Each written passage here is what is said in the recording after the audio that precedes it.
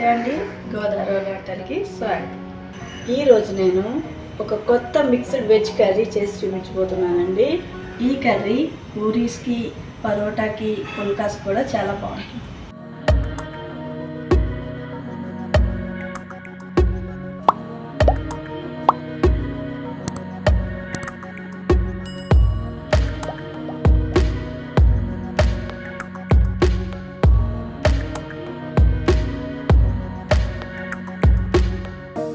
Stove on చేసి ప్యాన్లో oil వేసుకోవాలండి. ఆయిల్ వేడైన తర్వాత ఇందులో కొంచెం సోంపు, యాలక్కాయలు, లవంగాలు, చెక్క వేసుకోవాలండి. ఇప్పుడు ఇందులోనే చిన్నగా కట్ చేసుకున్న ఒక పెద్ద ఉల్లిపాయ వేసుకోవాలి. వేసి కొంచెం ఫ్రై చేసుకోవాలండి. ఉల్లిపాయలు కొంచెం వేగిన తర్వాత ఇందులో ఒక పెద్ద సైజ్ టమాటోస్ 2 కట్ చేసి వేసుకోవాలి. టమాటో సాఫ్ట్ అయ్యే వరకు మూత పెట్టి మగ్గినిద్దామండి. ఉల్లిపాయలు, టమాటాలు మగ్గేలోగా గ్రేవీ కోసం చిన్న మసాలా ప్రిపేర్ చేసుకుందామండి. ఒక 2 స్పూన్లు నువ్వులు, కొబ్బరి వేసి మెత్తగా పేస్ట్ చేసుకోవాలండి. ఇలా మెత్తని పేస్ట్ గ్రైండ్ చేసి పెట్టుకోవాలండి. ఉల్లిపాయలు, టమాటాలు మగ్గిపోయి ఉంటాయి, ఓపెన్ చేసి చూద్దామండి. సాఫ్ట్గా మగ్గిపోయినాయి. ఇప్పుడు ఇందులో 1 స్పూన్ అల్లం వెల్లుల్లి పేస్ట్ వేసుకోవాలి. దీన్ని కొంచెం వేయించుకుందామండి. ఇప్పుడు ఇందులో సరిపడా ఉప్పు, కారం, పసుపు, ధనియాల పొడి కూడా యాడ్ చేసుకోవాలండి. ఇవి మిక్స్ చేసుకున్న తర్వాత ఇందులో వెజిటబుల్స్ యాడ్ చేసుకోవాలండి. బాయిల్ చేసిన బంగాళదుంప, బీన్స్, క్యారెట్ బాయిల్ చేయలేదండి, ఇవి ఇలాగే వేసేసుకోవచ్చు. బాయిల్ చేస్తే బాగోదు, ఇంకా సాఫ్ట్ అయిపోతుంది.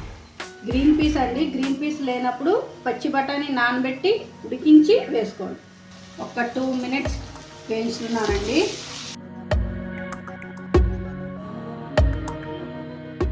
ఇవి కొంచెం వేగిన తర్వాత ఇందులో బఠానీ, బంగాళదుంప కూడా యాడ్ చేసేయండి. ఒక 1/2 గ్లాస్ వాటర్ వేయండి. ఈ మసాలా మాడకుండా వెజిటేబుల్స్కి పడుతుంది.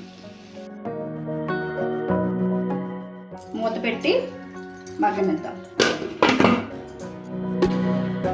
ఒక 1/2 కప్ పెరుగు, అలాగే మనం మిక్స్ చేసి పెట్టుకున్న నువ్వులు, కొబ్బరి పేస్ట్ కూడా వేసేసుకోవాలి. ఇప్పుడు స్లోగా మిక్స్ చేయండి. ఇప్పుడు ఇందులో ఒక 2 పచ్చిమిరపకాయలు కట్ చేసి వేసుకోవాలి. పచ్చిమిరపకాయలు వేసి మిక్స్ చేసిన తర్వాత ఇందులో వాటర్ వేసుకోవాలండి. వాటర్ కొంచెం ఎక్కువ వేసుకోవాలి.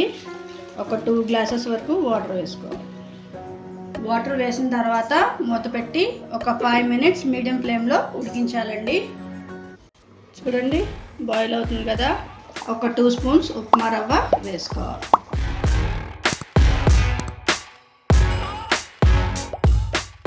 మూత తీసి చూద్దామండి, రెడీ అయిపోయిందో లేదో. ఆయిల్ తేలింది చూసారా, అంటే మనకు రెడీ అయిపోయినట్టే. ఇందులో ఫైనల్గా కొంచెం కసూరి మేతి, గరం మసాలా యాడ్ చేసేయండి.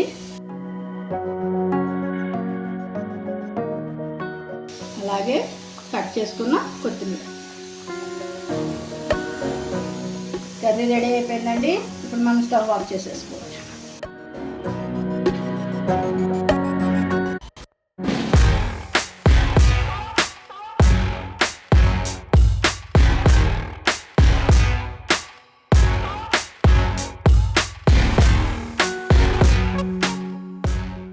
ఈసారి పూరీస్లో అయితే ఈ కర్రీని అయితే ట్రై చేసేయండి. ఈ రెసిపీ మీకు నచ్చినట్టయితే లైక్ చేయండి, షేర్ చేయండి, సబ్స్క్రైబ్ చేయండి.